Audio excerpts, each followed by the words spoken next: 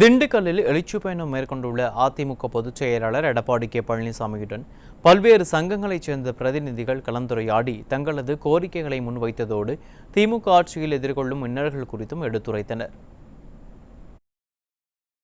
திண்டுக்கல் மாவட்டத்தில் மக்களை காப்போம் தமிழகத்தை மீட்போம் உன்னத எழுச்சி பயணம் மேற்கொண்டுள்ள அதிமுக பொதுச் செயலாளர் எடப்பாடி கே பழனிசாமி விவசாயிகள், வணிகர்கள், தொழில் முனைவோர், பேராயர்கள், தனியார் பள்ளி கூட்டமைப்பு நிர்வாகிகள், கட்டுமான தொழிலாளர்கள், Tamil Nadu spinning mill association, hotel உரிமையாளர் சங்கம், தோல் வர்த்தக சங்கம், கைத்தறி நெசவாளர்கள் சங்கம், வனத்துறை ஒப்பந்ததாரர்கள் சங்கம், திண்டுக்கல் இரும்பு வியாபாரிகள் சங்கம், தனியார் பேருந்து உரிமையாளர்கள் சங்கம், கிரஷர் உரிமையாளர்கள் சங்கம், real estate association, cable TV உரிமையாளர்கள் சங்கம் உள்ளிட்ட பல்வேறு சங்கம் மற்றும் அமைப்பைச் சேர்ந்த நிர்வாகிகளை சந்தித்தார். அப்போது அதிமுக ஆட்சியின் சாதனைகளுக்கு பொதுச் செயலாளரிடம் நன்றி தெரிவித்த சங்க விவசாயிகள், வணிகர்கள், தொழில் முனைவோர் தங்களது கோரிக்கைகளையும் முன்வைத்தனர்.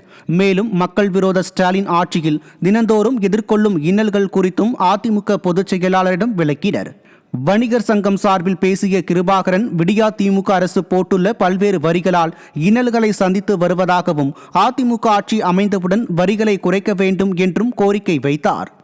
விவசாய பொருட்கள் மீது சந்தை கட்டணம் செஸ் வரி முழுமையாக நீக்கப்பட வேண்டும். திண்டுக்கல் புறநகர் பஸ் நிலையம் அமைப்பதில் பின்னடைவு ஏற்பட்டுள்ளது, அதை விரைவுபடுத்த வேண்டும்.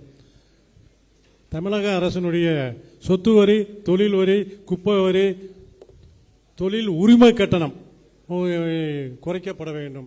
உங்கள் ஆட்சியில் ரொம்ப கம்மியாக இருந்துச்சு, நாங்கள் நிம்மதியாக 5 ஆண்டு காலம் இருந்தோம். இப்போ அதாவது வீடுகளுக்கு 100%, கடைகளுக்கு 500% வரைக்கும் ஏற்றிருக்காங்க. கட்டவே முடியல, இது என்ன செய்யறதுன்னு தெரியல. பல வகையான வரிகளை போட்டு நம்மளை ரொம்பவும் வணிகர்களை இம்சப்படுத்துகிறாங்க. இதை நீங்கள் உங்கள் ஆட்சிக்கு வந்தால் நீங்கள் அதை முறைப்படுத்த வேணும்னு கேட்டுக்கொள்கிறோம். இதைத் தொடர்ந்து தமிழக விவசாயிகள் சங்கத்தின் சார்பில் பேசிய செல்லமுத்து, குடகனாறு, மஞ்சளாற்றில் உள்ள ஆக்கிரமிப்புகளை அகற்ற நடவடிக்கை எடுக்க வேண்டும் என்று கேட்டுக்கொண்டார். அணையை தூர்வாருவோம் என்று சொல்லியிருக்கிற மகிழ்ச்சி.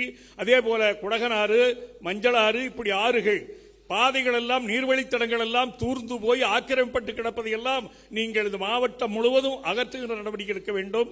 இன்றைக்கு என்ன நடக்கிறது?